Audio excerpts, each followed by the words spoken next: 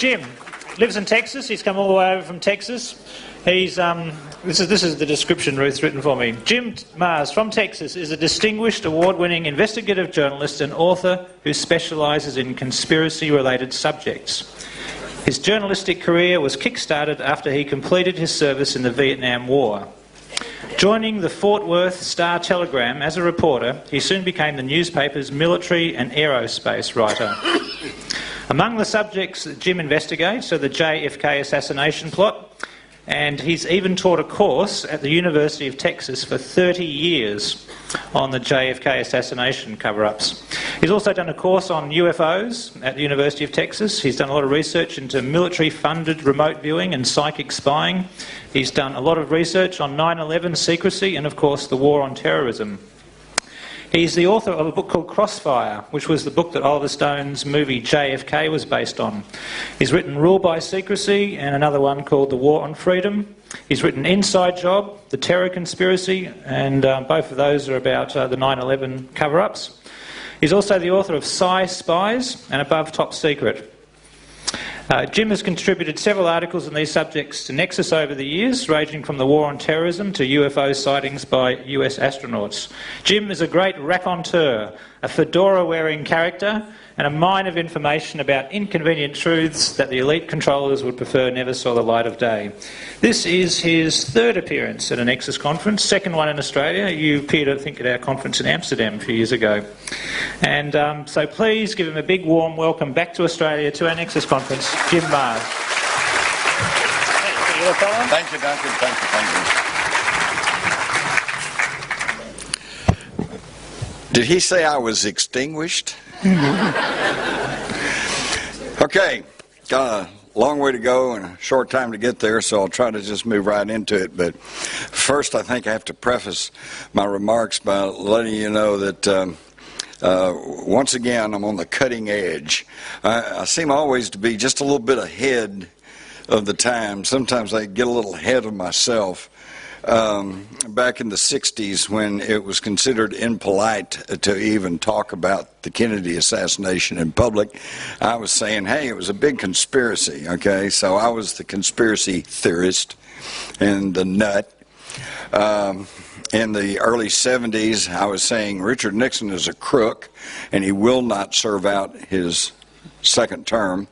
And by the way, Vietnam is already lost. We're just going to lose there. We might as well just get out now and save lives.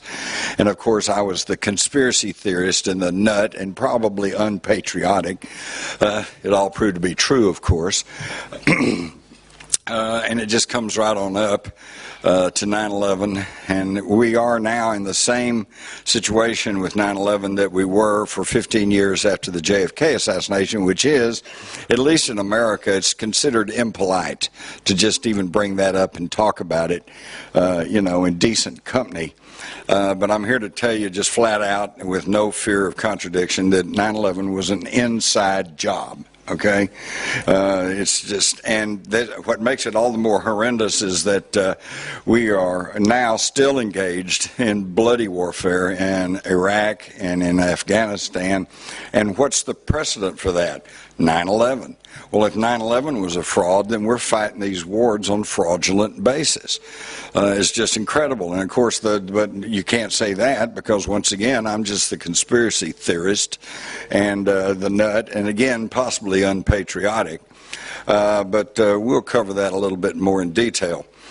So I've always been just a little bit ahead of the game, and today I'm ahead of myself here in Australia because I'm going to tell you about my latest book, The $1 Trillion Conspiracy: How the New World Order, Man-Made Diseases, and Zombie Banks Are Destroying America.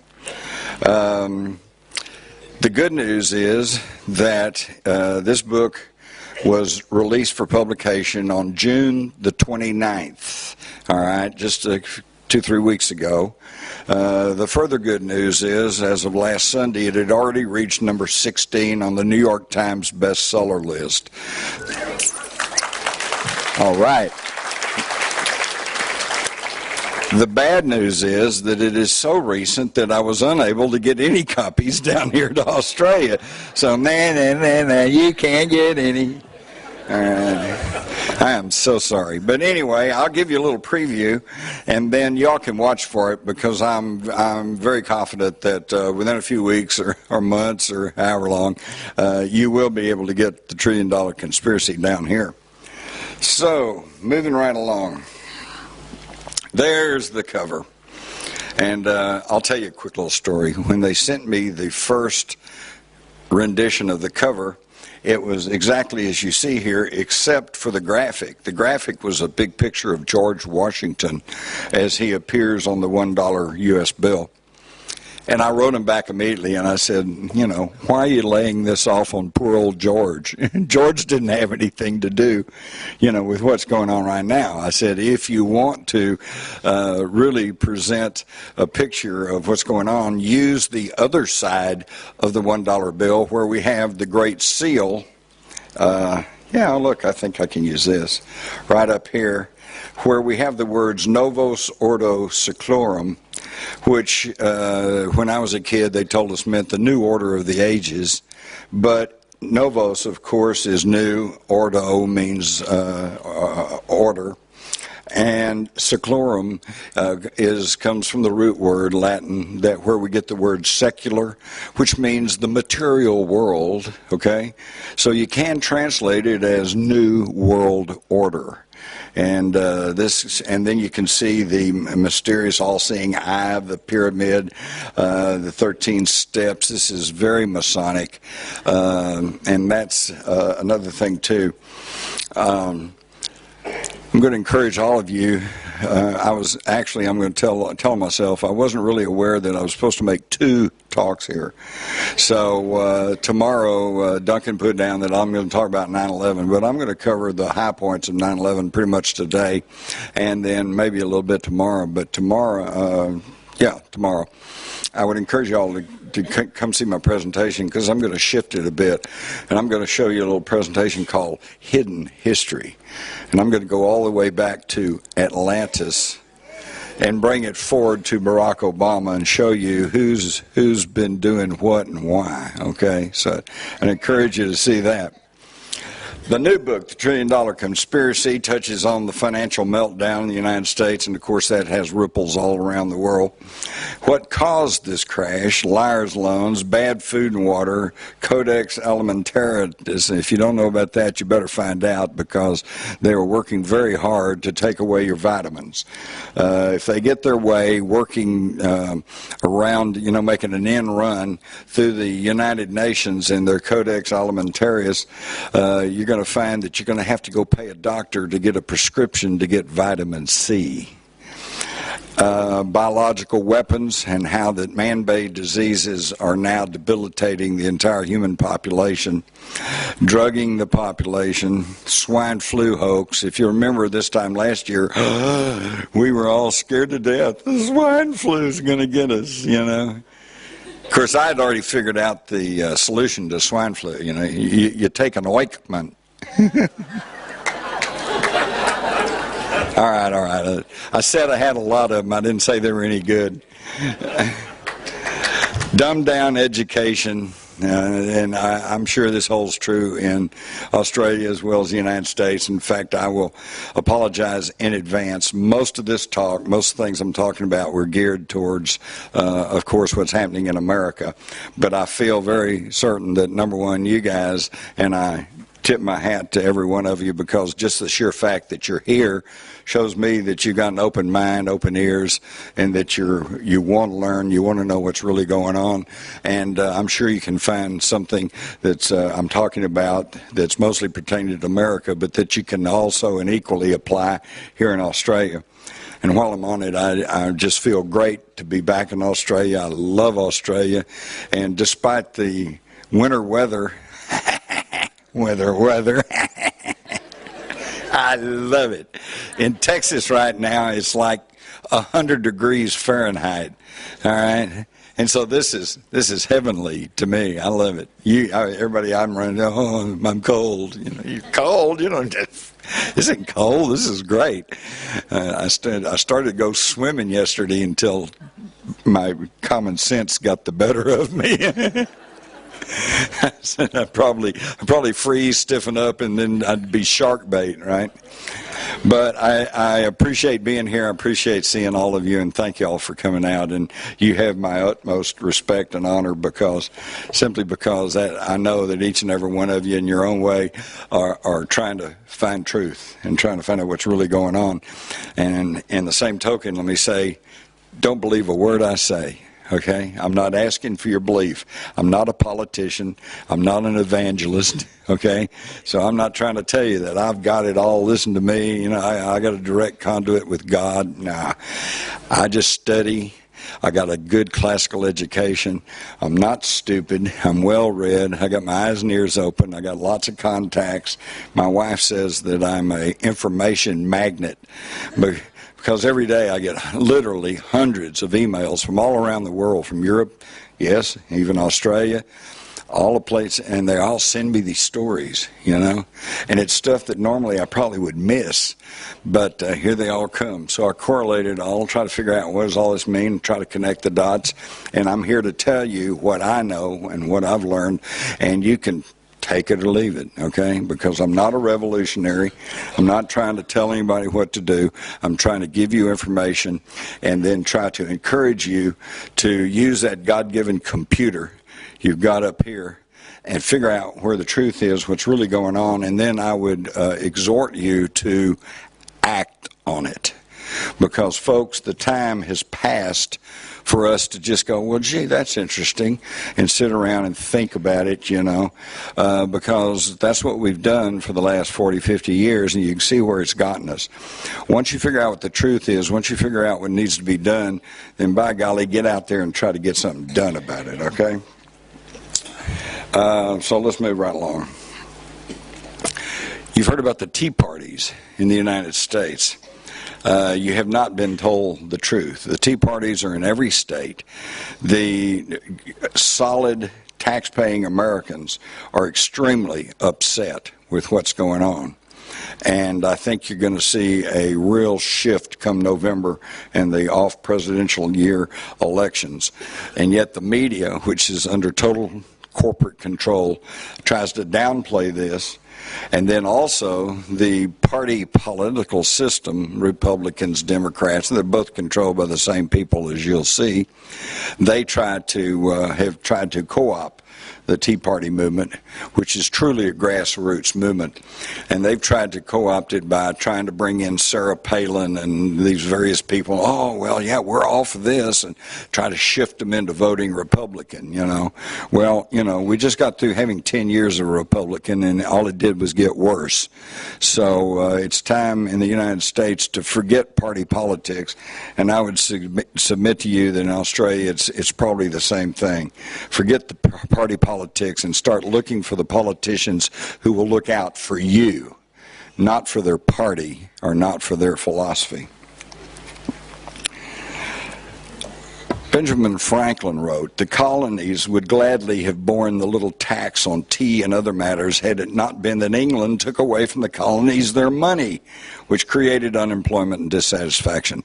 This is extremely important for you guys to understand. Money is the key to the whole thing. Money is the control mechanism. And as he said, I was taught in school, and you probably have been taught too when it comes to the American Revolution, oh, they fought it over that tax on tea. No way. They fought because their money was taken away. The colonies were issuing what was known as colonial script, and this was issued through the various colonies, and it was based on the available work, labor, and services, and they were prospering because the money was solid. It was backed by something, okay? And they did not have to pay interest on their money. Well, of course, this did not sit well with the financial powers of Europe, namely the Rothschilds. And Baron Rothschild, of course, controlled the Bank of England. So they twisted the arm of the royals, and they had King George approve a law, and it was passed in Parliament, that made colonial script illegal. You had to deal in Bank of England notes, interest-bearing notes. And this was the cause of the revolution. And others through history have certainly understood this. Lenin said, the surest way to destroy a nation is to debauch its currency. Well, we see that happening in the United States, and I venture to say it's also happening in Australia. He also said, give me 4 years to teach the children, and the seed I've sown will never be uprooted. So if you can condition the children to think in a certain way, to believe that socialism is the wave of the future, the way to go, then by the time they get to high school, they're already caught. They can't think in any other way. So going back again, the United States tried to, one of the biggest bones of contention since the Revolution and the founding of the Republic and the Constitution was the question of whether or not we should have a central bank. Well, they tried it. Alexander Hamilton and Thomas Jefferson were the two opposite sides of the coin. Jefferson said, you know, banks are worse than standing armies. Hamilton said, no, the rich people, they know how to handle money, so they should be in charge. And this was a big contention. So they actually, thanks to Hamilton, tried the Bank of the United States and then the Bank of America. They tried twice, 3 times actually, to have a central bank, and each time the bank was corrupt. The bank charged exorbitant interest rates, and the bank was responsible for farmers falling into debt, losing their farms, etc., etc. And, of course, by the 1830s, Andrew Jackson, the first president born west of the Mississippi, said, that's it, they're a den of vipers, and he did away with the central bank. For his trouble, they tried to impeach him, but he missed being impeached. Now, think about that. He gets impeached because he was shutting down a central bank.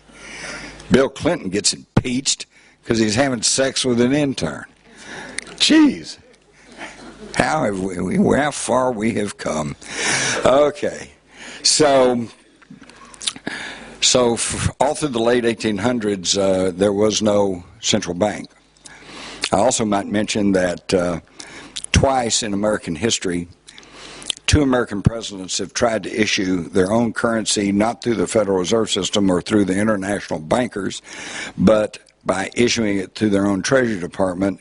And one was Abraham Lincoln, who said, in effect, that issuing money was one of the key privileges of government. Okay? So he issued greenbacks, non-interest-bearing notes, to finance the war between the states. The other president was John F. Kennedy, who in June of 1963 issued $4.2 billion in United States notes. I have a couple of examples of this, of a $5 bill that was United States note. It's got red ink on it. It does not say Federal Reserve note. It says United States note. This was money issued through the Treasury Department. What's the difference? $5, $5. The worth of it is not any different. The difference is that through the Federal Reserve System, you have to pay interest on the money. You issue the money through the Treasury Department, you don't pay interest on the money.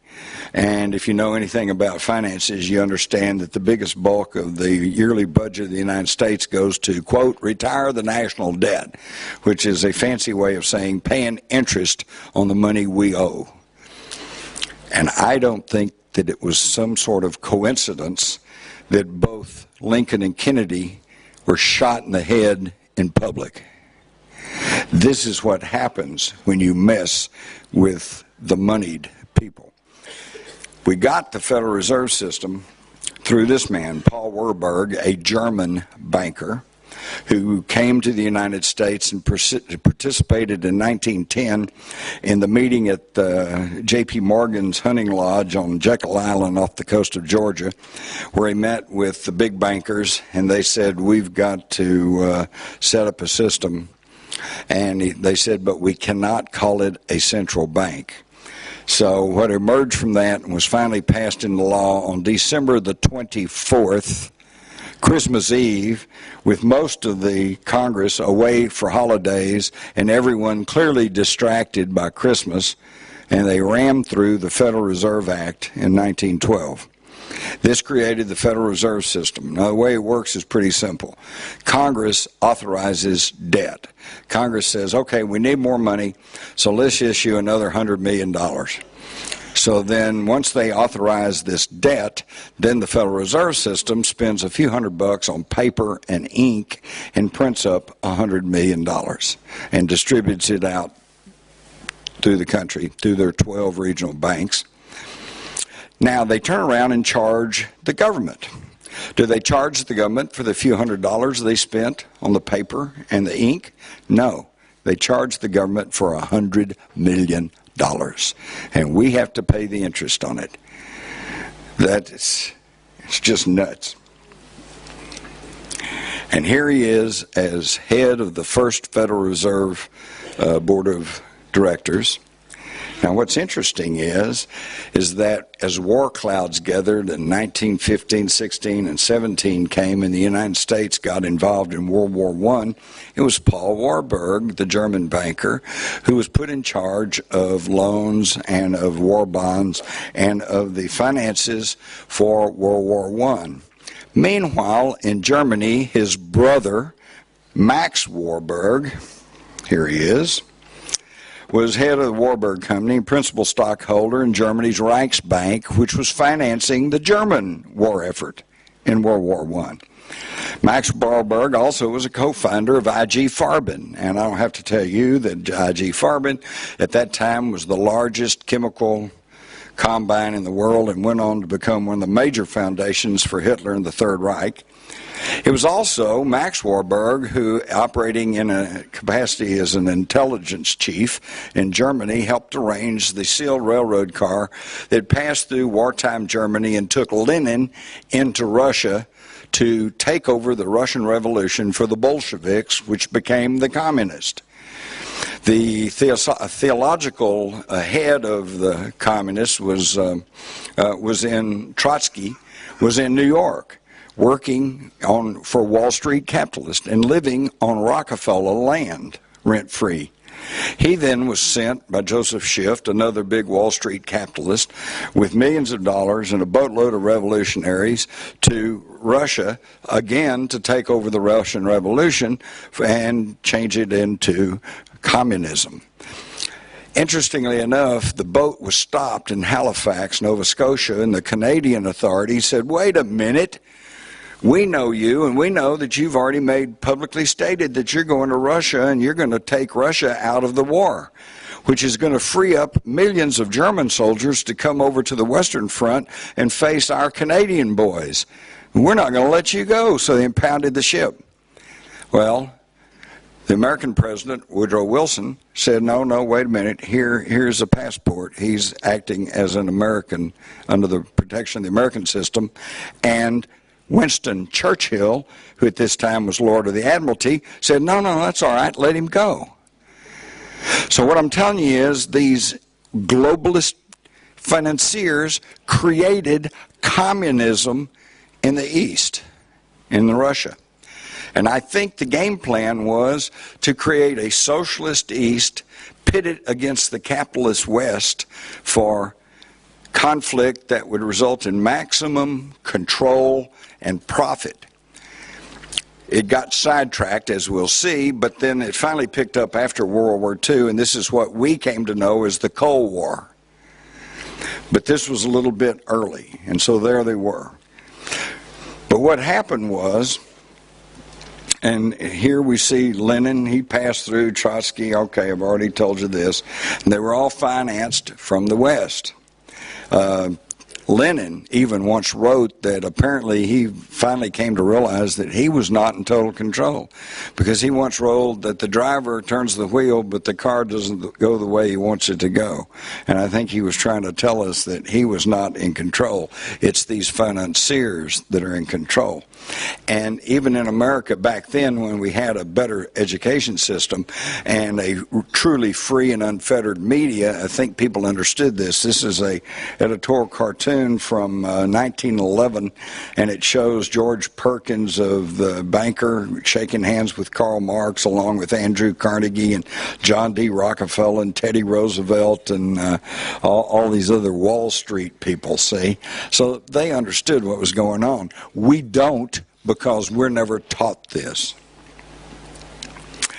The 10 steps that became enshrined as the Communist Manifesto You can read them for yourself. This was the basis of socialism. Socialism is defined as the control over the production and distribution by the public, by the people. Well, of course, nobody ever gets up in modern times and says, I want to be dictator and I'm going to tell you what to do, because nobody vote for them, right? So it's always in the name of the people. Communism for the people. The Socialist People's Republic, okay? This was later picked up by the Nazis. This was almost identically their platform. It was all a form of socialism. What happened was Stalin took over after Lenin died, and they began to form. He became a total tyrant. They didn't have good control over him. They set up the Internationale, and the next thing you know, there were very strong communist parties in France and Italy and England, and yes, even in the United States. And the capitalists became fearful. Oh my God, they're going to take over the whole world, you know. International communism. Same thing that some of you older folks, we all lived through that. That was the big boogie bear. Okay, the communists are going to take over. Okay, and that's why we fought in Vietnam, you know, domino theory. If they take over Vietnam, the next thing you know, they'll be taking over the Philippines, then they'll take over Australia, and then they'll be on the west coast of the United States, okay? So that was the whole cause celebre during most of the 20th century, was to stop international communism, even though it had been started by the capitalists. And why would the capitalists start a system that was the avowed enemy of capitalism? Because if you start the whole thing and you fund it, then you control it. That's why they weren't afraid of it. But they got afraid of it when it threatened to go worldwide, because they didn't want one world communism, because then they couldn't control it and couldn't pit one country or economic bloc off against another. So they reached into the only country that was in a position to stop the military spread from Russia, which was Germany. And they found a German army intelligence agent named Adolf Hitler, who was reporting back to his captain, making a few extra bucks by being an intelligence operative for the German military. And he said, hey, I infiltrated this little party called the German Workers' Party. And I might digress a minute to point out to you, because I hear all the time, I'm just one person. What can I do? Well, let me tell you something. When Hitler went to the first meeting of the German Workers' Party that he attended, guess how many people were there? 9. 9 people. And he took over, and before long became head of the German Workers' Party, and from then on, you know what happened after that. So I don't want to hear this, I'm only one person, what can I do? Get 8 friends and start doing something, all right?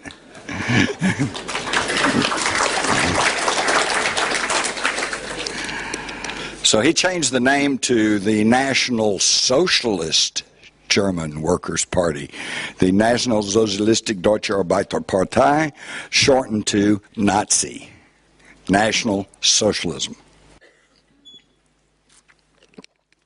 This was carried on, we'll see, during the Bush administration. Of course, they couldn't call it National Socialism. That had bad connotations. So they called it neoconservatism. The neocons. When you hear about the neocons, just understand we're talking about National Socialist. That's what we're talking about. And Hitler then was put into power, funded through the Bank of International Settlements by Dillon Reed, the National City Bank, which, by the way, in the 30s, the chairman of National City Bank was John J. McCloy. Okay, and they were the largest lenders of money to Nazi Germany. Union Banking Corporation was another American bank out of Chicago that was very instrumental in laundering Nazi money, providing funds to the Nazis, and guess who the director of Union Banking Corporation was that was in charge of that? Prescott Bush, the grandfather of George W. Bush and the father of George Herbert Walker Bush. And in fact, in late 1942, halfway through World War II for America, he was actually prosecuted by the federal government of the United States under the Trading with the Enemies Act, stripped of his holdings in Union Banking Corporation and the American Hamburg Steamship Line, which, by the way, he sat on the board of directors along with Max Warburg. All right, and this, the American Hamburg Steamship Line was the largest company that was bringing Nazi saboteurs, propaganda, and money into the United States. So he was stripped of his holdings and fined a few $1 million and basically slapped on the wrist. And but nothing much was said about that. Why was that? Because in the summer of 1942, Prescott Bush, who might have been an evil, money-changing Nazi financier, but he was not stupid. And he undoubtedly knew that they were looking into his business dealings. So what did he do? He was instrumental in founding the United Service Organization, the USO. And for some of you older folks who might still remember World War II, the USO was just beloved by all of the servicemen because that's where you went to get a little taste of home. That's where you went to meet girls who would serve you coffee. The USO club in Hollywood had the stars would come. I mean, it was a huge part of the civilian war effort. And just think about it. How could they possibly, in the middle of World War II, announce that the founder of the USO was actually a Nazi financier? You know, it would have been a propaganda disaster, so that's how Prescott Bush skated out from under all these charges. But so they had tremendous support in the United States. And here we can see the men in the companies behind Hitler. Of course, naturally you'd find I.G. Farben and Zeiss, Bosch, Daimler-Benz, Siemens, Krupp, Alliance AG, the giant insurance company, which is still the world's largest insurance company today. In fact, was part of the insurers of the World Trade Center. Okay. And their big claim to fame was that during World War II, they actually had insured the Nazi concentration camps against damage by the inmates who might want to tear down a fence or, you know, commit some dastardly deed. We also see that attorneys for the Nazi Schroeder Bank, another major principal funder from Hitler, was the New York law firm of Sullivan and Cromwell, and the lawyers that were representing the Nazis were John Foster Dulles and Allen Dulles, who went on to become head of the CIA. So once Marxist socialism threatened to go worldwide, they created National Socialism in Germany to try to put a stop to it. But they created another Frankenstein monster, because when Hitler took over Germany in early 1933, Germany was on its knees financially. The money was in hyperinflation. You all remember the stories. They had to have a whole wheelbarrow load of money just to buy a loaf of bread. Half the population was out of work. They were in dire straits. Within 2 years, by 1935, Germany was booming. Why? Because Hitler started public works projects like the Autobahn and building buildings and all like that. And he did not borrow interest-bearing money from the international bankers. He created his own money through the Deutsche Bank, the Reichsbank, and interest-free money. And that's why they then decided, after creating Hitler and the Nazis, they decided they had to stop him. Winston Churchill laid it out when he said, "You must understand that this war is not against Hitler or National Socialism, but against the strength of the German people," meaning the economic strength of the German people, which must be smashed once and for all, regardless of whether it's in the hands of Hitler or a Jesuit priest. They didn't care who was in charge. They actually liked National Socialism, as we will see. But Germany was becoming too powerful, and the financial wizards in the City of London and in Wall Street did not want Germany leading the world economic order, so they had to pool the resources of 26 nations to stop Hitler. And now that leads us to the rise of the Fourth Reich, and that's another book I have. You might find that at your local bookstore. This is The Nazification of America, and it starts by debauching the money. You now have the Federal Reserve System, which is America's central bank. Early on, they said we must never refer to it as a central bank. And now, starting about 10, 15 years ago, all of a sudden in the news in the United States, they just said The central bank today announced raising interest rates, blah, blah, blah, and they just started referring to it as the central bank. And we're so dumbed down, drugged out, we say, oh, the central bank, okay. Don't even know the history and the debates that have taken place about it. And what has this central bank done for us? Ben Bernanke, chairman of the Fed's Board of Governors, was asked about the Great Depression of the 1930s, and he said, well, yeah, you're right, we did it. We're really sorry. We're going to try to do better.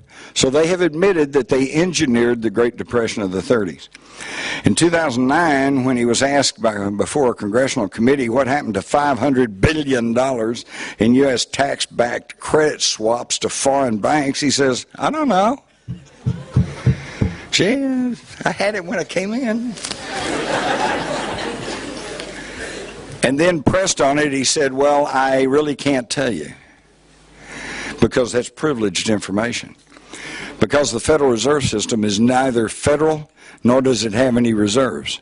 It is a privately operated operation. The 12 Federal Reserve banks are owned by private banks, which in turn are owned by private investors, many of whom are not Americans.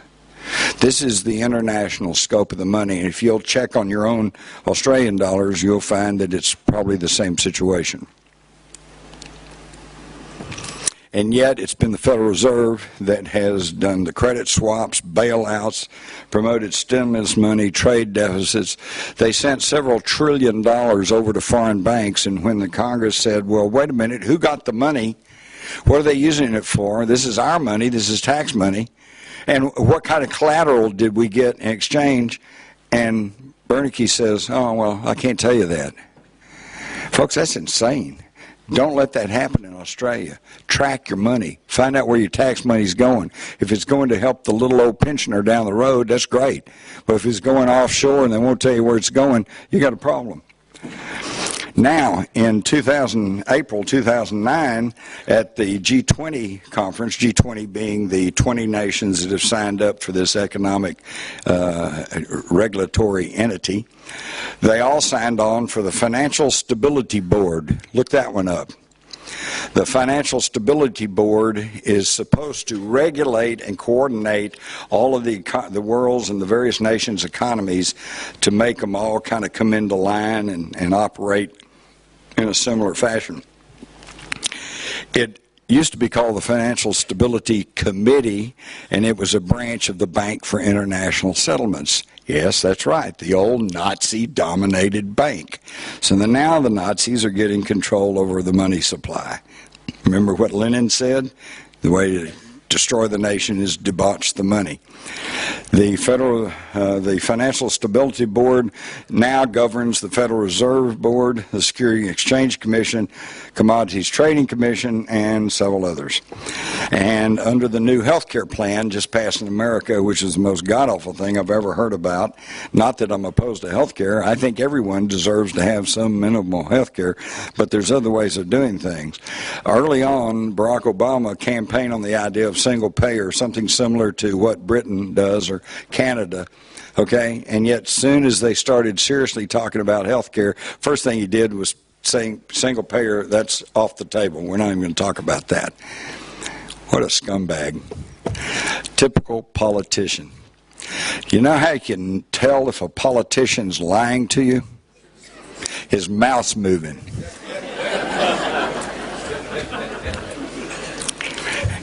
Thomas Jefferson understood this. He said, and I sincerely believe with you that banking establishments are more dangerous than standing armies. And that's true. If you cut off the funds, the armies will go away. He also said that democracy will cease to exist when you take away from those who are willing to work and give to those who would not. And this has been proven true throughout history.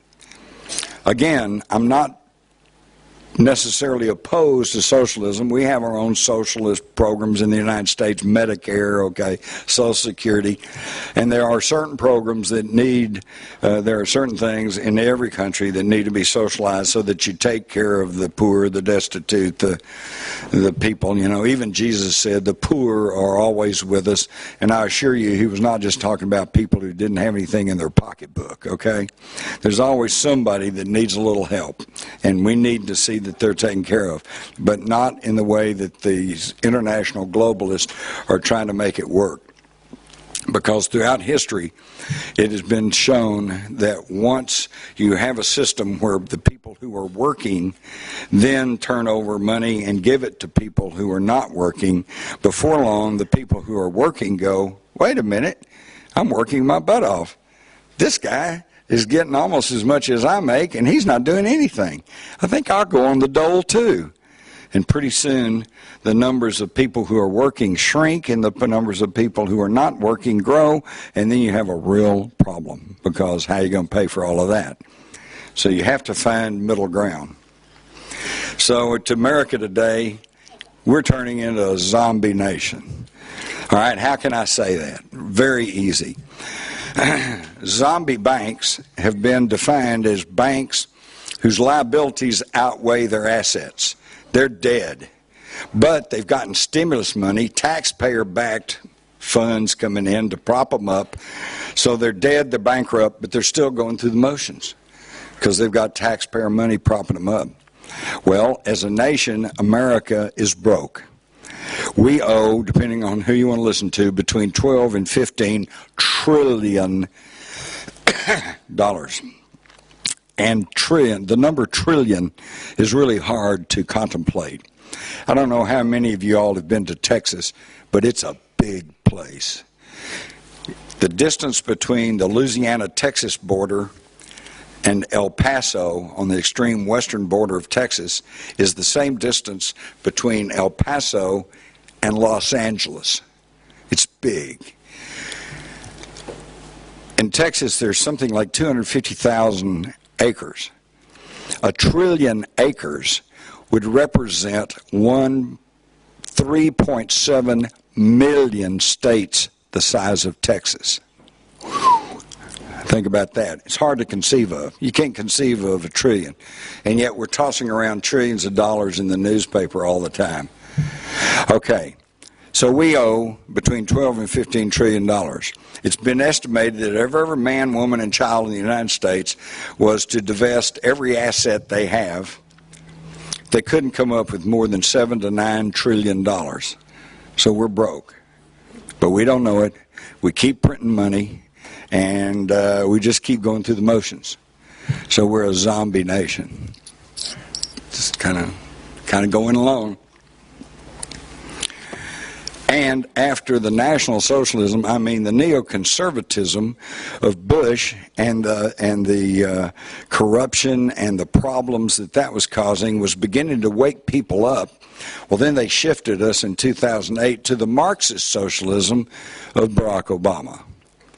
Still socialism, and it's still the plan of the international financiers. To show you that there's been no change, 1989 to 1993, we had the administration of George Herbert Walker Bush, a Republican, and every cabinet member except for Dan Quayle, his vice president, who couldn't spell potato, and his old buddy Jim Baker, and Health and Human Services Secretary Louis Sullivan, every other member was a member of the Secretive Council on Foreign Relations, which is the sister organization to the Royal Institute of International Affairs in Britain. This was formed right after World War I, when the League of Nations idea failed because the U.S. Senate said, we're not ready to give up our sovereignty, and they wouldn't sign on for it. So they created the Royal Institute of International Affairs in Britain and the Council on Foreign Relations in America for the express purpose of conditioning the public to accept a global governance. And today it's the United Nations, and this is what they are still pushing for. And they call themselves globalist. and they are globalist. They don't care about the United States. They don't care about England. They don't care about Australia. They don't care about any country. They are globalist. They're out to control the world. And how can they do that? Well, of course, if they say, we want to run the world, everybody's going to say, sit down, shut up. But they say, we want to bring social programs to the world. We're going to take care of you from cradle to grave. Ooh, well, that sounds pretty good. Let's go for that. What they understand, and you don't, is that any time you have a socialist program, no matter how benevolent it may be, to make it operate effectively, you've got to have central administration, central authority. And these people know they have the wealth and the power to buy up the central authority, and then what have they got? Control of the world, the oldest agenda in mankind's history. So all of Bush's cabinet were Council on Foreign Relations people. But then from 93 to 2000, we got the Clinton administration, a Democratic administration. Oops. All members of his cabinet, except for Defense Secretary William Perry, Council on Foreign Relations. Okay, but then we voted in a Republican administration, George W. Bush, George Bush's son, another neocon or another National Socialist. Look at his cabinet. Dick Cheney, Colin Powell, Condoleezza Rice, Donald Rumsfeld, Robert Gates, Elaine Chao, Christine, all Council on Foreign Relations. So what's changed? But now we got Barack Obama, go-go dancer in the 80s, smooth-talking young man, a man of color, a man who promises change.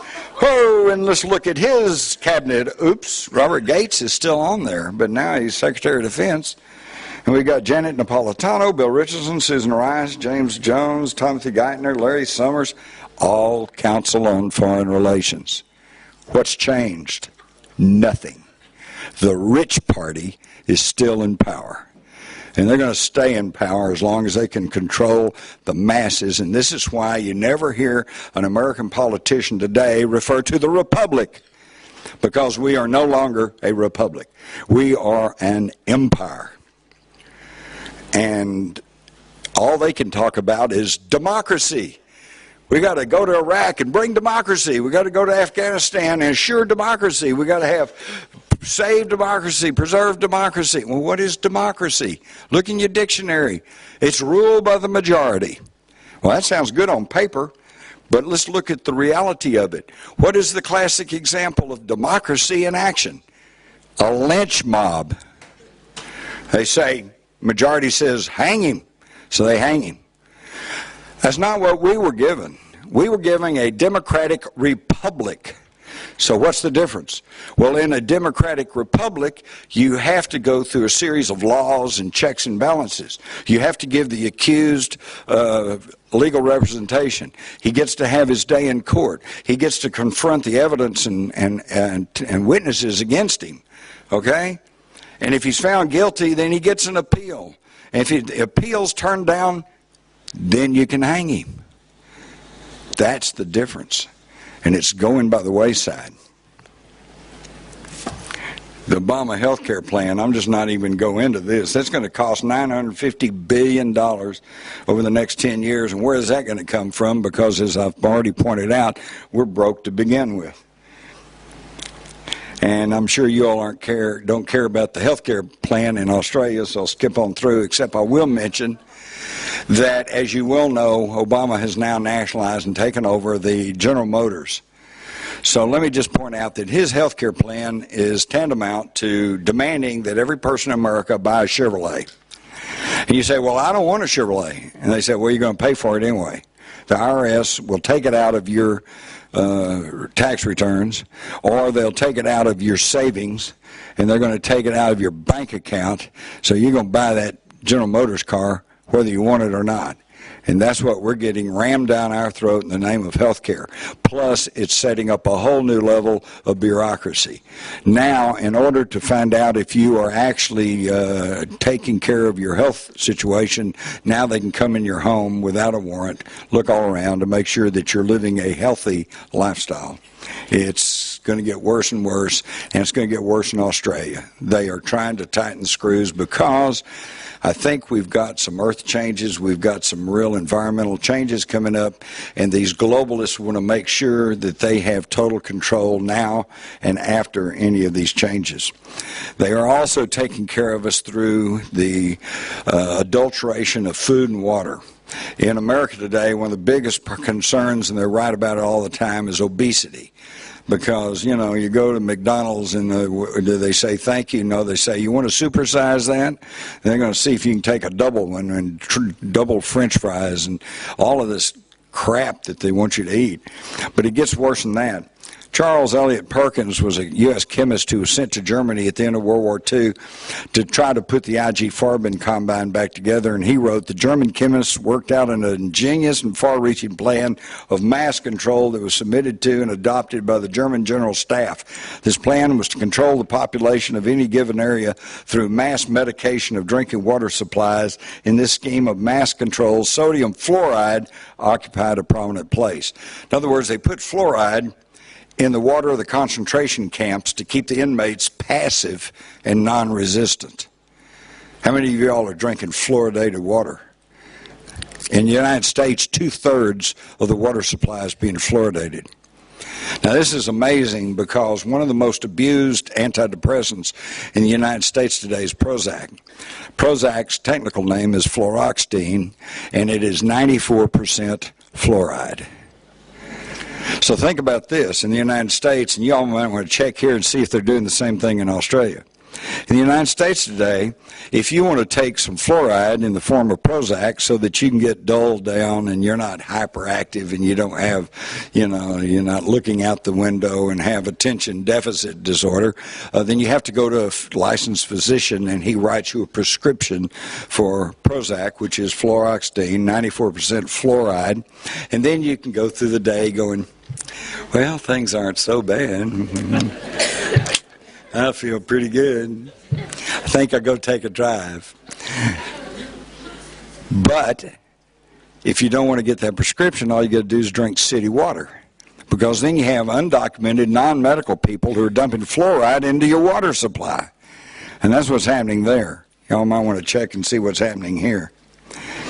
And then we wonder why we have had, in modern times, this rash of school shootings and people that go crazy and teen suicides. Here's just a partial list. And what's the common denominator? If you listen to the American corporate mass media, it's guns. Guns are the problem. Folks, that's not right. I grew up in Texas. We all had guns. We took guns to school. I've taken guns to school. Nobody ever shot anybody. I know lots of guys had guns in the racks of their pickup trucks, right? It's not the guns. It's the drugs. It's the drugs. That's the common denominator. Every single one of these school shooters, every single one of these teen suicides, almost without exception, were either on psychoactive drugs or just coming off of psychoactive drugs, which apparently is sometimes worse than even going on them. But they won't talk about that. Why? Because drugs is one of the biggest corporate profit makers in the world today. In 2008, worldwide, big pharmaceutical corporations grossed more than $800 billion. $80 billion of that for psychiatric drugs, and it's growing. They're getting ready to come out with a new mental health diagnostic manual. In the 1950s, they had identified about 150 mental illnesses. In the new one, they're getting ready to come out with 375 mental illnesses, which probably requires some sort of psychiatric drug, like Prozac or Ritalin or whatever.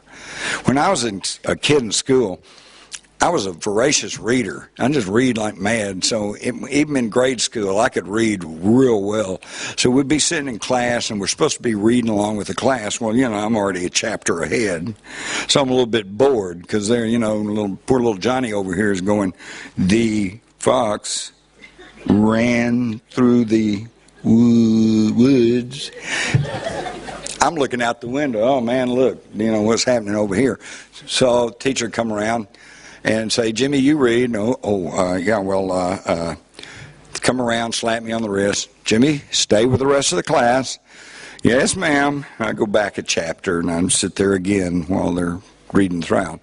Today, I would be sent to the school nurse who's been trained, conditioned, taught to tell my parents that I have attention deficit disorder and I need to be put on Ritalin or Prozac or one of these psychiatric drugs. It's gotten completely out of hand. Now, this is not to say that I don't understand that there are a small number of people who genuinely have mental problems, and they need careful care and they need consideration, but it's gone far beyond that. And let me show you the revolving door. This is Dr. Julie Gerberding. Throughout the Bush administration, she was director for the Centers for Disease Control in Atlanta. She was the one who was saying, get your vaccination. Got to have vaccination. Oh, swine flu's coming. Asian flu's coming. Bird flu's coming. Get those vaccinations. And as soon as Bush goes out of office, she resigns and becomes president of Merck Pharmaceuticals' vaccine division. Can you spell conflict of interest? As I said last year, woo, boy, swine flu, look out, we're all going to die. How many of y'all took a swine flu shot? My hat's off to you. Good for you. I love this cartoon. It says FDA-approved drug. Warning, contains FDA-approved drugs. This goes back to a little admonition that was scratched on the walls of the Roman Colosseum 1,000 years ago. It says, who will watch the watchers? We have the Federal Drug Administration. I'm sure you have something comparable. And yet,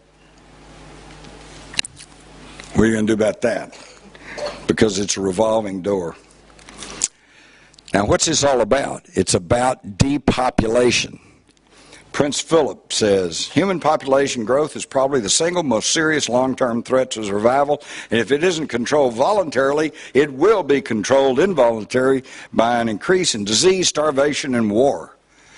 Well, okay, now, if you try to give him all due credit, you could say, well, he's just warning us that that's what's going to happen if we don't voluntarily try to take care of overpopulation. But, folks, that's not it.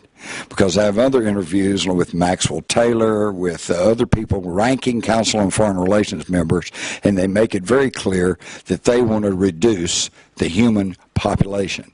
And even Prince Philip finally let the cat out of the bag when he said, in the event that I am reincarnated, I'd like to return as a deadly virus in order to contribute something to solve overpopulation. They want to kill us. They want to kill us. So, to try to understand about the New World Order and to contest the New World Order, this is not just political activism. Folks, this is self-defense. Because what used to be called eugenics, it kind of fell into disrepute because Hitler and the Nazis carried it to its logical extreme. Well, we got some people here, and it wasn't just the Jews. It was the gypsies. It was the intellectuals. It was dissidents. It was Freemasons. It was, psychic people. Anybody that they thought was in a position to give them a hard time, they just sent them to the camps. And then they thought, well, we got all these people to feed and clothe. That's, it's costly and kind of a hassle, so let's just do away with them. And they did. So that brought eugenics into disrepute. Although the eugenics movement actually started in the United States with the Harrimans and the Rockefellers. California was, they were sterilizing women back at the turn of the 20th century. Hitler just simply took what we were doing and carried it a few steps further. And they're still doing it today, thanks to chemtrails. Are you all familiar with chemtrails? Do you know that they're dumping, what are they dumping on you? Aluminum oxide, barium, pathogens, vaccinations. They're telling you got to take these vaccinations, and I don't know about here in Australia, but last year everybody took, the dummies took this round of vaccinations, and then they came on the media and said, well, that really wasn't quite doing the job. I think it's mutated, so you need to go back and get another shot. And, get vaccinated too. Genetically modified foods. dump that. And you know the proof of that is, do you all know about the Global Seed Vault in Spitsbergen, Norway? Some of you do.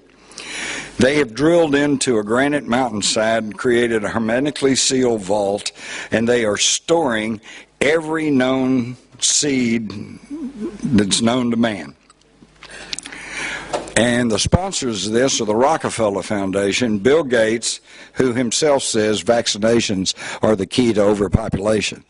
And isn't that a great play on words? Because a lot of people hear him on television saying this and they think, oh, what a great guy. He wants us to all get vaccinated and so we'll all live a long time and we'll all be happier. They don't understand that Bill Gates understands about the vaccinations. It depletes your immunization system. You'll die off faster and the world will be a happier place because there'll be fewer people. All right? And so you got Bill Gates, Rockefeller Foundation, Monsanto. But here's the kicker. Is Monsanto storing away their genetically modified seeds? No. They're only storing away the natural and recurring seeds. So that shows that they understand that their GMO seeds are terrible. And, of course, fluoridation. And if you think this isn't a plan, stop and consider, and you'll read about this in my new book. To date, there are more than 100 microbiologists around the world, primarily in Britain, United States, Canada. I can't recall if there was any in Australia, who have died under unusual circumstances just in the past few years. These are people who could tell us what pandemics are real and what pandemics are false. These are the people who might even come up with a solution. All right, 9/11. War in Afghanistan, war in Iraq, curtail liberties, and it's all based on 9/11. NORAD successfully scrambled interceptors within 15 minutes from alert 129 times in 2000. They did it 67 times between September 2000 and June 2001, yet on the morning of September the 11th, they couldn't accomplish this practice task 4 times. What's wrong with that picture? Here's a photograph of Ground Zero taken before any of the cleanup crews moved in. Where's the concrete?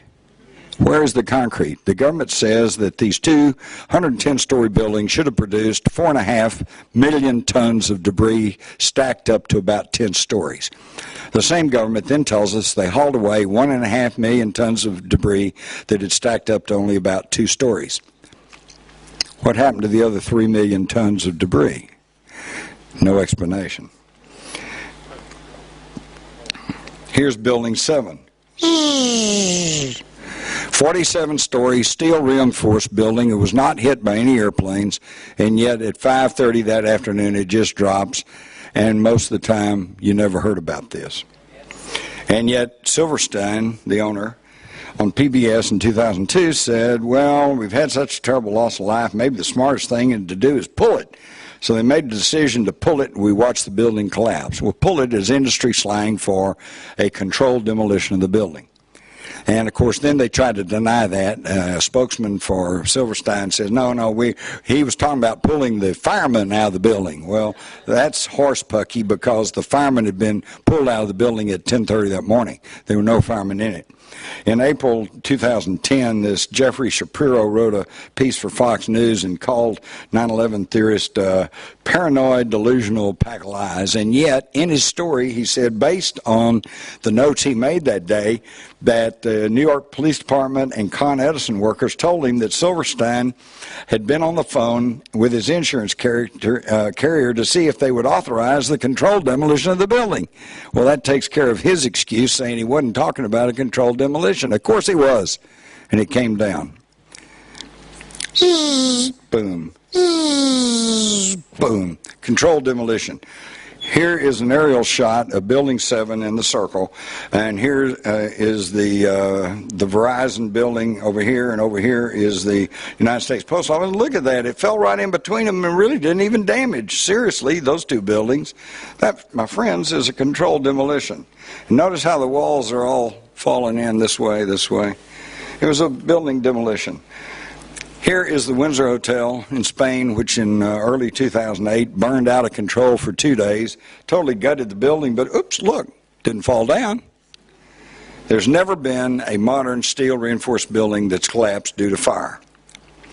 And this is the one I love. Here is reporter Jane Stanley for BBC reporting live that the 47-story Salomon Brothers building close to the World Trade Center has also collapsed, and yet, see the arrow? That's Building 7. It was still standing. They got off their script just a little bit, about 30 minutes too soon. And yet they tell us that they had no idea it was going to collapse. Give me a break. And here's some other stuff which I'll skim on through, but this is very interesting. The explosion you see here on the right, that's the South Tower, the first one to collapse. Here's the North Tower. It's still standing. This is Building 6, which should be protected by the North Tower, and yet, look, it's already burned, scorched. Something's already happened to that. We have not been told the truth of 9/11. Here you can see that heavy steel beams, girders are being thrown 300 and 400 feet into the air. How does that happen with a building that's simply collapsing? What causes these cars to be scorched blocks away from those buildings? What burned them? I thought it was just a building falling down. What flipped this car upside down? I thought it was just a building falling down. How's a building falling down a few blocks away flip a car upside down? What scorched these parking meters along Barclay Street? They said there were 30 of them, all bent over at a 30-degree angle, and their heads scorched and burned. What caused that? Not just a collapsing building. This is a good one. Look, these are steel girders that are sticking up in the air. This is all part of a film that was taken. And look, they don't fall over. They just disintegrate. What disintegrates steel? And we see the pyroplasmic cloud of the Trade Center as it explodes. And I say explodes because look at how it explodes upward at the top as well as exploding over. Oops, it looks very, very similar to an atomic explosion out in the desert. Now here's the clincher. You got to follow the money. I hate to say this, but at its most basic point, 9/11 was an insurance scam. The Twin Towers, which were built on Rockefeller land and early on were dubbed the David and the Nelson, were eyesores to most New Yorkers. They thought it broke up their beautiful skyline. They really never did like those towers. The towers were never completely filled. They were a money-losing proposition from the get-go. By going into 2010, they had a real problem. They were 30 years old. They were starting to deteriorate. They were owned by the Port Authority of New York. The Port Authority had already sought permission from the city of New York to tear the buildings down, and then they found out that they were half filled with asbestos. Oops, they couldn't tear them down. So 2 months before 9/11, Larry Silverstein and Wakefield Properties secured a 99-year lease on the World Trade Center for a total of $3.2 billion. Okay, but they didn't pay that money out right away. In fact, the only money that came out of their pocket was about $124 million to begin with. And then they did two things. First, they hired a company called Securicom to provide security for the World Trade Center companies. Securicom was headed by Wirt Walker III, as in George Herbert Walker Bush, okay, part of the Bush family, and sitting on the board of directors was Marvin Bush, George W.'s youngest brother. So the Bushes had control over the security of the World Trade Center. Next thing Silverstein did was go to insurance companies and obtain separate insurance policies on the World Trade Center with the specific demand, and they accepted it, that they would pay off in the event of a terrorist attack. Now, I challenge you to go to your insurance carrier and see if they will insure your house against terrorist attack. No, they won't, because they can't qualify it. They can't guarantee what's going to happen there. All right. So these insurance companies, by the way, were not State Farm Insurance. This was Alliance, Swiss Re, these giant world-class insurance companies, which now puts it into the hands of leading globalists who attend these Bilderberg meetings. We're at that level, and now you understand why you may never learn the truth about 9/11. 2 months later, boom, planes hit the World Trade Center, reportedly, and down they come. Larry Silverstein goes to court and says, well, there were 2 planes, hit 2 buildings, that's double indemnity. I want $16 billion. And the insurance companies argued with him, and they fought for less than a year, and they finally ended up awarding him $4.6 billion for a $124 million investment. And I guess the Port Authority felt sorry for him because they refunded his $124 million. Not a bad investment. Total profit, $4.6 billion. But he doesn't get to keep all that.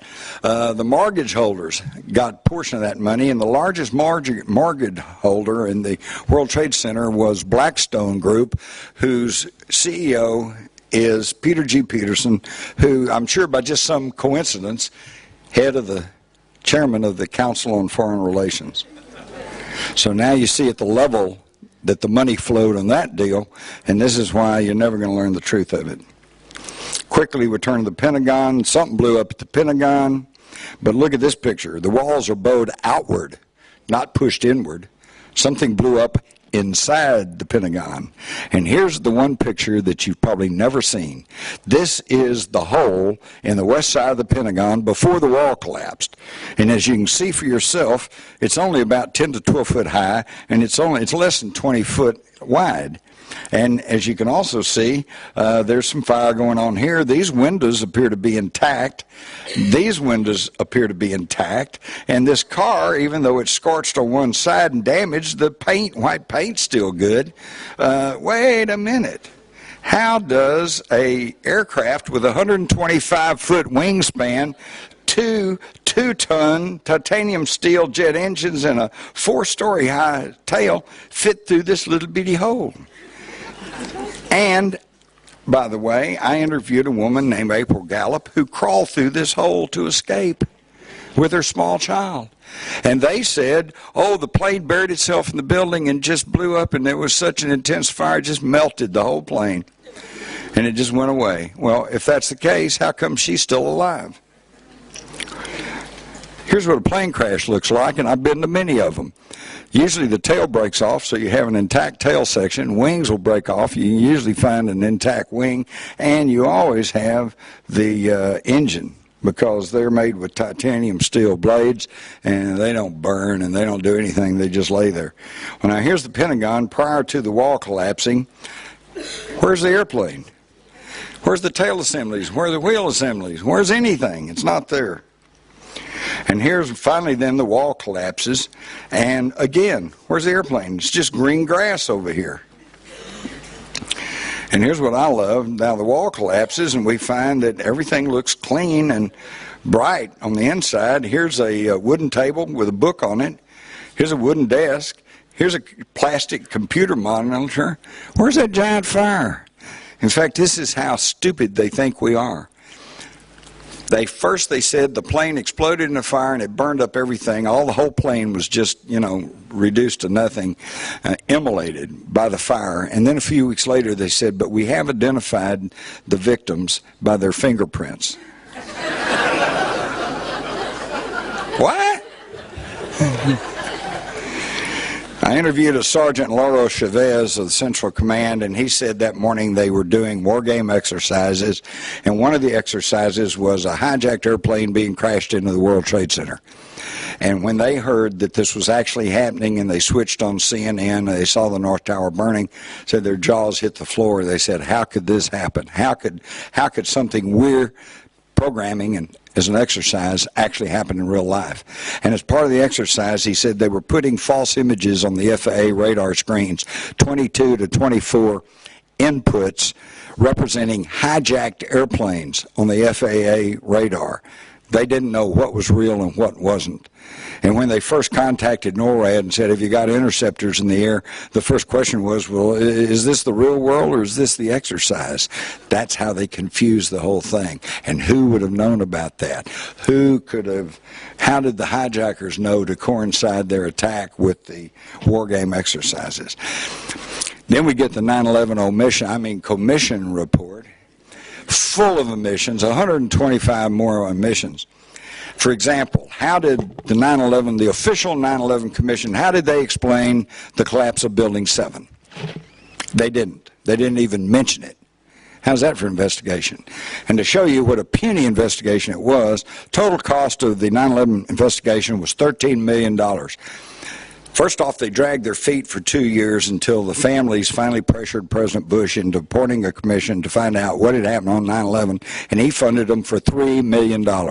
They couldn't even take that. They said, hey, we can't do this for $3 million, so he reluctantly upped it another $10 million, and it ended up costing $13 million to investigate the worst terrorist attack on the American soil in history. And yet, in 2004, according to the Republican National Committee, they spent $60 million, 4 times more, on inauguration festivities for George W. Bush. So you can see what was more important, 3,000 American lives in the largest terror attack, or parties for George W. Bush. So we know a lot now, and it's all in my book, The Terror Conspiracy. Now, it was an inside job. Well, I've always been asked, so where's the proof? Here's one proof. The senior counsel to the 9/11 Commission, John Farmer, last year published a book, and he wrote, in the course of our investigation of the national response to the attacks of 9/11, the Commission staff discovered that the official version of what had occurred, that is, what government and military officials had told Congress, the Commission, the media, and the public about who knew what and when, was almost entirely and inexplicably untrue. That's their own senior counsel. He says there was an agreement at some level of government. At some point in time, there was an agreement not to tell the truth about what happened. So, folks, I ask you, if the senior counsel of the 9/11 Commission, and by the way, the 2 directors, too, Keene and Hamilton, they both have expressed questions and doubts about their own conclusion. Well, if the people who are in charge of the own government investigation says it's untrue and we have doubts about it, then why am I a conspiracy theorist trying to raise question about what happened to 3,000 of my fellow countrymen?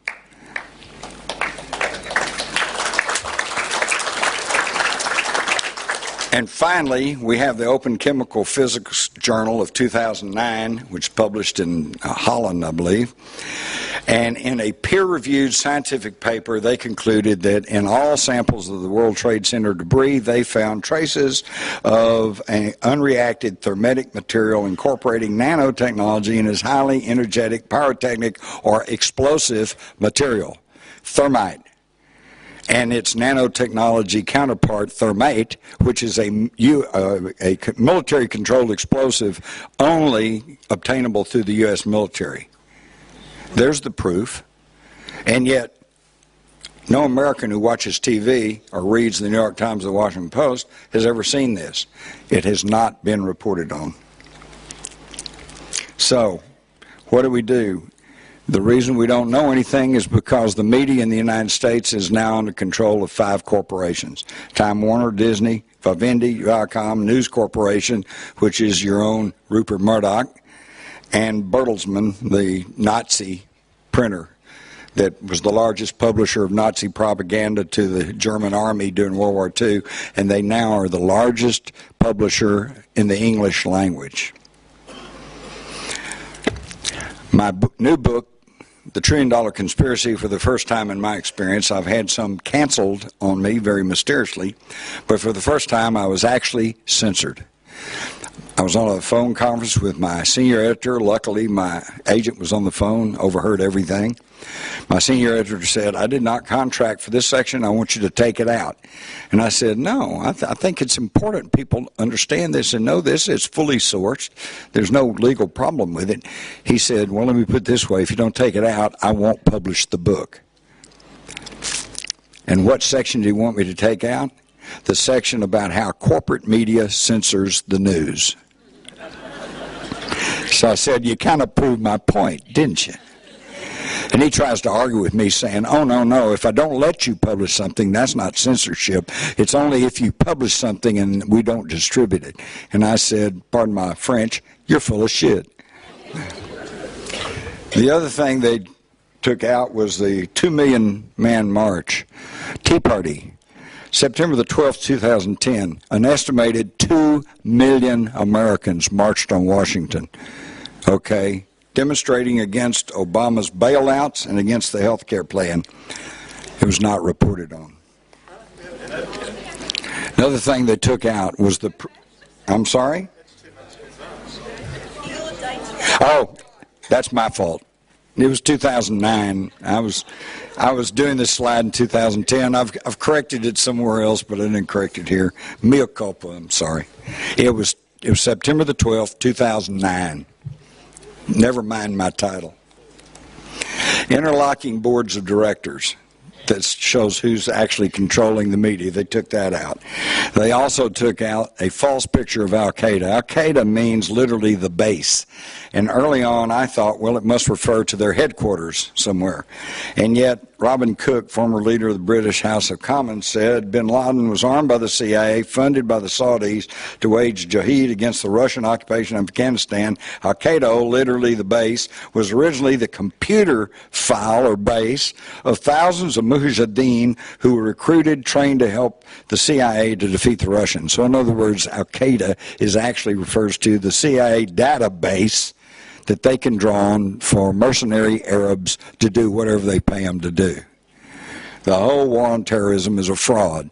I haven't got time to go into it, but the explosions in Madrid, the bombings in London, 9/11, these were all false flag operations carried out by paramilitary organizations to create the idea that there is this huge international, Al-Qaeda terrorist group intent on slipping weapons of mass destruction into the United States. Well, folks, I'll simply ask you this. If that's true, then how come they have not done the one common sense thing, which is to secure the borders of the United States?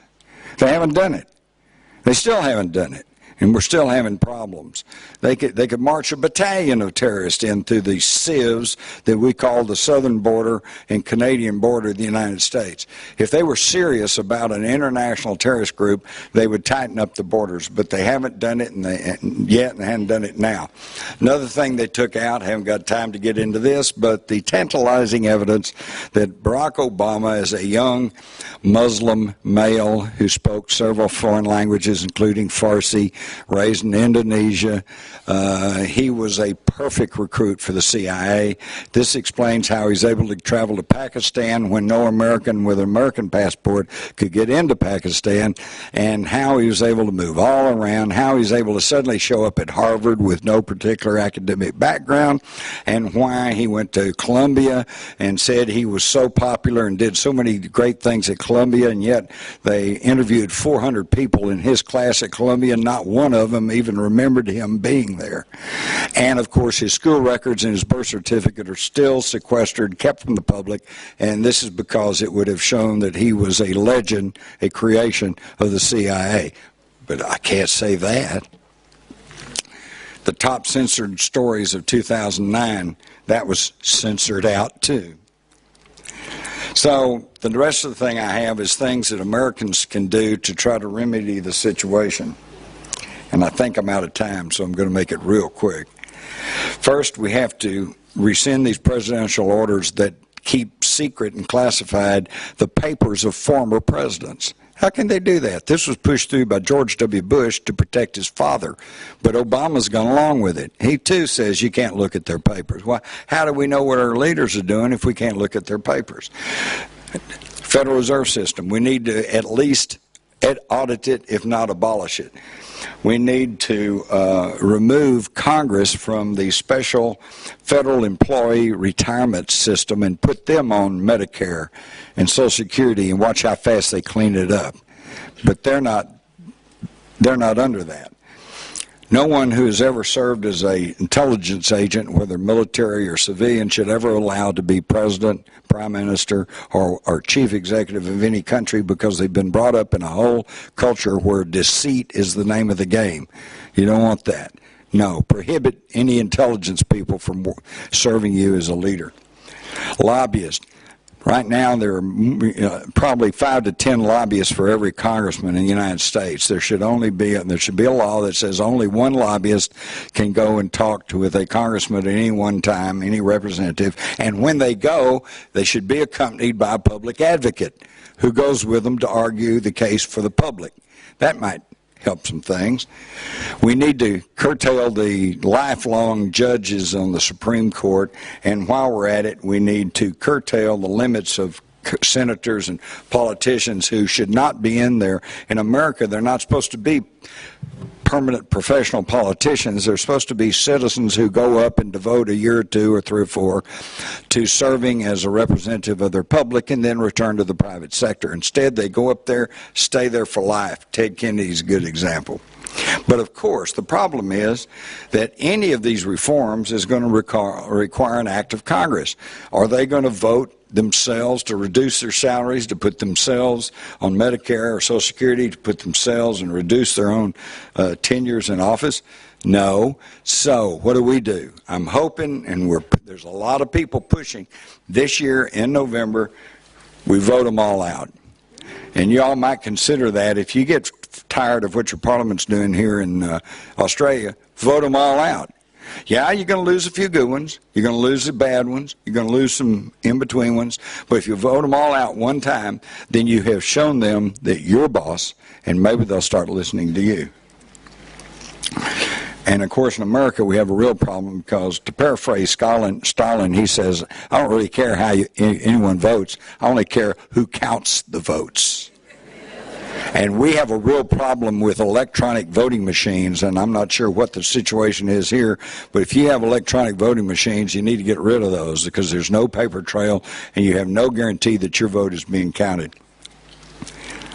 Need to return to paper ballots. Need to establish a real education system. No secret society members should belong to Congress or to your parliament because they take oaths of allegiance that supersede their oaths to their country and to you. We need to do away with the Patriot Act, which is nothing more than just an updated version of Hitler's Enabling Act. And we need to have no more cover-up commissions. And we need to enforce the 10th Amendment of the Constitution of the United States, which states that anything that is not power that is not specifically delegated to the federal government belongs to the people in the states. But let me tell you where we are, folks, and you're not hearing anything about this, but it's going to get worse. In Tennessee, they passed a law that said if you own a firearm in Tennessee and it's not going out of the state or it's made in Tennessee, then you are exempt from federal firearms laws and regulations. Because the only reason that the federal government got involved in firearms was through a little clause in interstate commerce. If it's interstate commerce, then that gives the federals authorization to regulate and to pass laws. The gun dealers in Tennessee wrote to the Bureau of Alcohol, Tobacco, Firearms and said, wait a minute, what about this? And I have seen a letter from the head of the BATF to the gun dealers in Tennessee where, after blah, blah, blah, blah, he states, disregard the state law. So in other words, we are being turned into a central authority totalitarian state that supersedes any local representation. The same thing that the war between the states was fought about, and it's going to come to push and shove at some point. We need to uphold the Posse Comitatus Act, which says, that was passed in the 1800s, said you cannot use the military to police the civilian population. This is what police officers used to be, and I was always brought up to respect police officers. If you have a problem, go seek out a policeman. He'll help you out. And look today. Now they're dressed in German-style helmets and body armor and carry automatic weapons, and it's more like stormtroopers. Legalize pot. Legalize marijuana. There is so many benefits we could get from this. Australia, too. Little taxation would bring in millions and millions of dollars, and it's not hurting anybody. In the United States today, it is still illegal to grow industrial hemp that has no psychoactive properties. We import our hemp. How stupid is that? And now they've even ran through hate crimes. If you say something, you know, how many of you remember the childhood verse that sticks and stones may break my bones, but words will never hurt me, okay? Who's to determine what's hate and what's not hate? Forget that. If somebody attacks someone, if somebody steals something, try them. Throw the book at them. But just because somebody is prejudiced, stupid, says bad things, just ostracize them. Don't pass laws about it, because these laws can get out of hand real quick.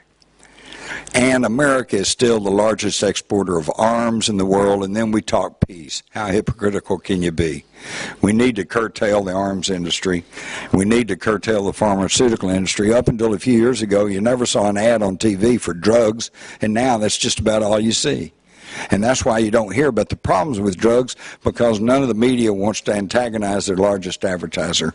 Again, Codex Militaris, fight that. Fight that. We should be free to use anything that we want to on ourselves. It's our own lookout. And it comes down to, are we in America a nation of law, or are we a lawless nation?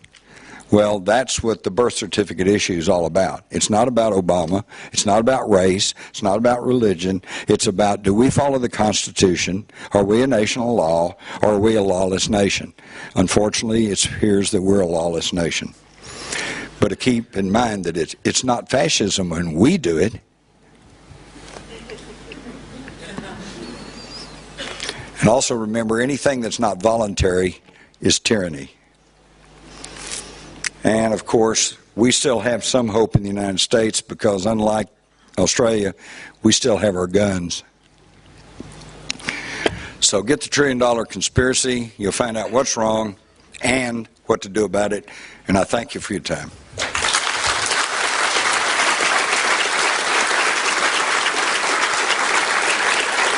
Fantastic, Jim. Thank you. I just wanted to put a little rider on there in terms of Australian parallel situations. In some ways, we're a bit further ahead down the road than America. We've already got hate crimes. We've already got them. And one of the conspiracy agendas for the future of Australia, you might want to take this aboard. When I was doing some chin wagging with a guy called Peter Sawyer back in the 1980s, he was he was a public servant who had some whistleblowing activity going on, became high profile. One of the things he put in his newsletter and told me at the time regarding the future of Australia in terms of geopolitical structures, he said, this was in the late 80s, he said the plan for Australia that he'd been told was we would have a strong federal government, no state governments, all the councils would merge into super councils, and that we would get a consumption tax like a GST, which all came in. Now, I don't know whether you noticed what a lot of what Kevin Rudd did and what a lot of the Liberal Party are doing, but they're basically nationalising and taking the powers away from a lot of the states and giving it to the federal bodies. So it looks good on the outside. You've got an educational curriculum which is standardised. You've got road laws which are standardised, accounting laws, health laws. In many ways you can see the practicalities. But one of the things a lot of people didn't twig with the mining tax that Kevin Rudd was very unpopular about was that was a tax which took the revenue from the mining companies and gave it to the federal government. At the moment, all the revenue from mining companies goes to state governments. So keep an eye on that. I was quite amazed when I saw super councils being formed and tested and being accepted. And there's more of that away, so I would say that agenda that we were told back in the 80s is the one that they're working on. And thanks, Jim, once more. Give him a hand on the way out. Thank you.